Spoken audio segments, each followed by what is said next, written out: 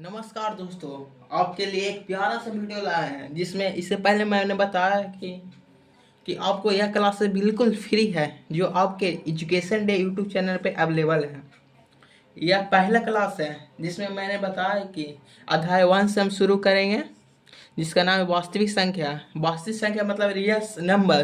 Real number क्या है हम बोलते बच्चों, पहले हम थ्योरी देंगे, पूरा थ्योरी को पूरा गेन कर लीजिए और गेन करने के बाद हम आपको फिर प्रैक्टिस करवाएंगे और प्रश्नावली की तरफ ले जाएंगे ताकि आपको इजीली 90 प्लस स्कोर आ सके। आपको इसकी पूरी स्ट्रेटजी जानना है तो इससे पहले वाली वीडियो में कृपया इसका आपका नीचे डिस्क्रिप्शन लिंक मैं डाल दिया करूँगा। तो चलते हैं आगे वीडियो की तरफ। कहता है प्रकृति संख्या। प्रकृति संख्या किसे कहते हैं? इसका और नाम है नेचुरल नंबर। नेचुरल नंबर इसका इंग्लिश नाम है। आपको इसको पॉज करके नोट कर लेना है। गिनती की सारी संख्याओं को प्रकृति संख्या मतलब गिनती की संख्या क्या है भला? उदाहरण में दिया हो 1 2 3 4, जैसे हम काउंट करते हैं ना दोस्तों, गिनती मतलब काउंट करते हैं 1 2 3 4, उसे गिनती की संख्या कहते हैं। तो प्रकृति संख्या कुछ नहीं है, गिनती की ही संख्या को प्रकृति संख्या कहते हैं, जिसमें सबसे छोटी संख्या 1 है और सबसे बड़ी संख्या इन्फिनाइट है। या इन्फिनाइट इसकी सबसे बड़ी संख्या। यह बहुत बार प्रश्न पूछता है ऑब्जेक्टिव में कि प्रकृति संख्या की सबसे छोटी संख्या कितनी है, तो बोलेंगे 1 है। अब आगे वीडियो की तरफ चलते हैं, इसके लिए पॉज हम करेंगे दोस्तों। चलिए दोस्तों, हम चलते हैं पूर्ण संख्या की तरफ। यह मेरा दूसरा डिफिनेशन, पहला डिफिनेशन देख गए प्रकृति संख्या। अगर आप इस वीडियो पर नए हैं तो कृपया लाइक एंड सब्सक्राइब कर दें और जय मां सरस्वती कमेंट करना ना भूलें। अगर इसके रिलेटेड कोई भी डाउट है तो हमारे व्हाट्सएप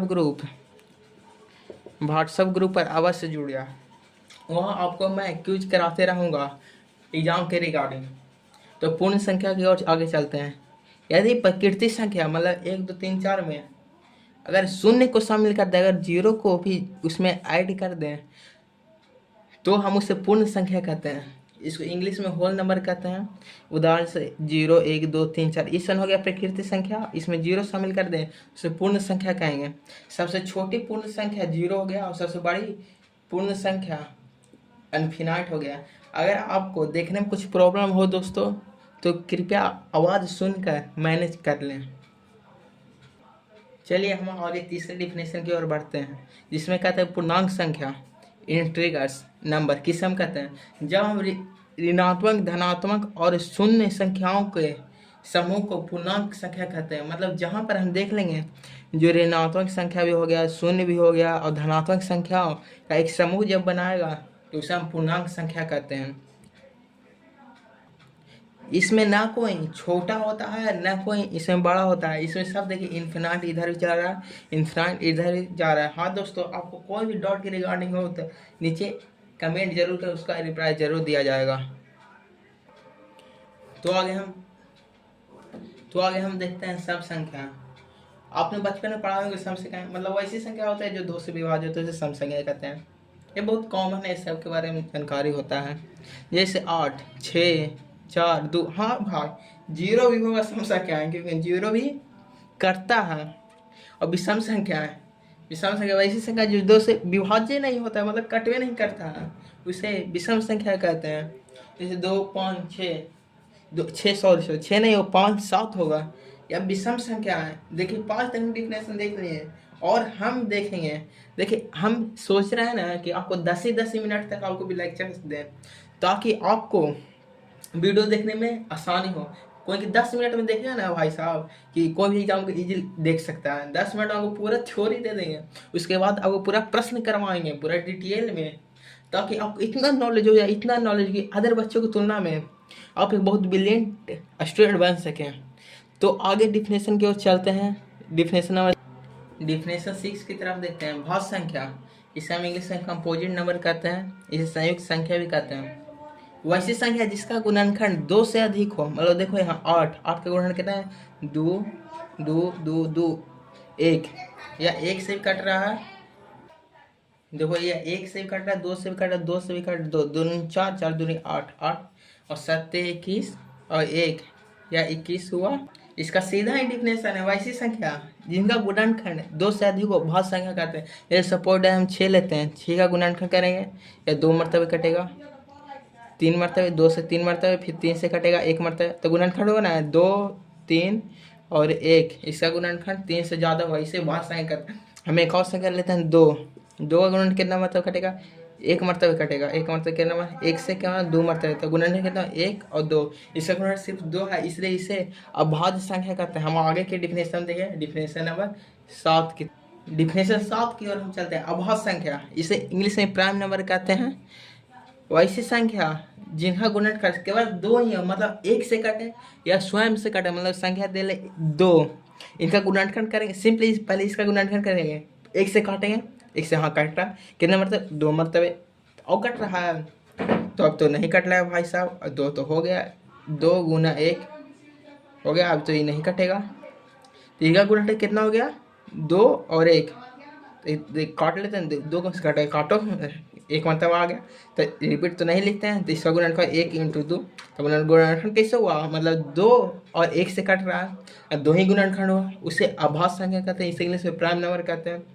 इसका बहुत आगे उपयोग है। अभाज्य संख्या पढ़ ली, अभाज्य संख्या। अब आगे हम पढ़े को प्राइम नंबर। क्रोम प्राइम मतलब यह जोड़ा होता है, मतलब एक्स और वाई के फॉर्म में होता है, जिसमें दोनों अभाज्य संख्या होते हैं। ये भी अभाज्य संख्या होगा, ये भी अभाज्य संख्या, इसका भी गुणनखंड केवल 2 होगा, इसका भी गुणनखंड 2 होगा, लेकिन इसका यही है कि आप जोड़ा में लिखा हुआ होता है, जिसे सहअभाज्य संख्या कहते हैं, जिसे को प्राइम नंबर। आगे वही डिफिनेशन नंबर, डिफिनेशन 7 में चलते हैं। सहअभाज्य संख्या पिछली मतलब देख लिए, डिफिनेशन 6 में सहअभाज्य संख्या। वैसे दो संख्याओं का ये जोड़ा होता है, जैसे 21 23 और हो गया 19, 23 19, मतलब ये 2 संख्याओं का जोड़ा होता है, जिसका सार्वअंतर नहीं, मतलब उभयनिष्ठ बोल सके तो, जिसका सार्वअभाज्य गुणनखंड, सॉरी यहाँ गलती हो, उभयनिष्ठ